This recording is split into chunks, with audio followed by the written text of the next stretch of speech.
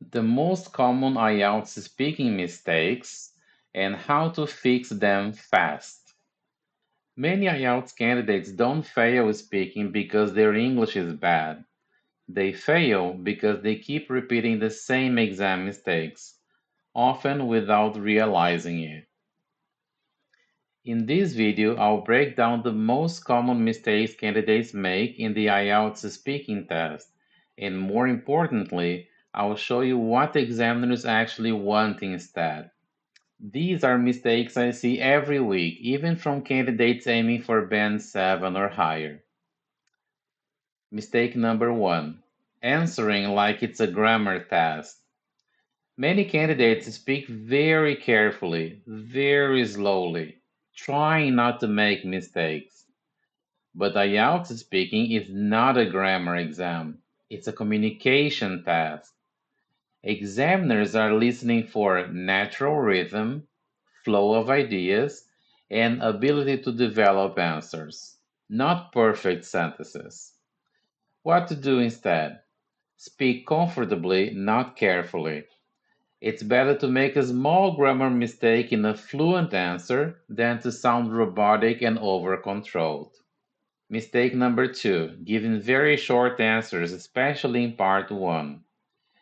Candidates think it's part 1, so I should answer quickly. So they say, yes, I do, no, I don't, it's interesting. That immediately limits your score. What examiners want? Even in part 1, the examiners expect a clear answer and a small extension. Example, instead of saying, yes, I do, you could say, yes, I do. I usually listen to music in the evening because it helps me relax after work. You don't need long answers, just complete ones. Mistake number 3, memorized or unnatural answers. This is one of the biggest red flags for examiners. If your answer sounds like a textbook, a YouTube script, something you memorized word for word, your score will suffer. Why? Because IELTS examiners are trained to detect memorization. What to do instead? Learn structures, not sentences. For example, give an opinion, explain why, add a short example. That sounds natural every time, even with simple vocabulary.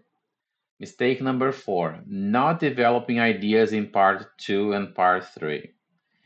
In part 2 and especially part 3, many candidates repeat the question, stay too general, or run out of ideas quickly.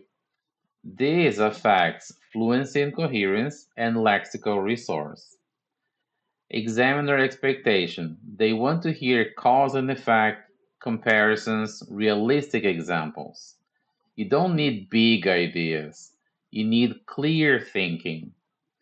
Simple ideas, well explained, score higher than complex ideas badly explained. Mistake number 5, panicking instead of managing the moment. Here's the truth, examiners do not expect perfection. They expect control, recovery, communication under pressure. When candidates panic, they stop speaking, they apologize, they restart answers. That hurts confidence and flow. What to do instead? If you don't understand the question, could you please rephrase the question? If you lose your idea, pause, continue, keep going. Control matters more than speed. IELTS speaking is not about sounding advanced. It's about sounding clear, organized, and natural under exam conditions. If you stop making these mistakes and train the right way, your score can improve much faster than you think. If you found this helpful, like the video, subscribe, and let me know in the comments which part of IELTS speaking you struggle with the most.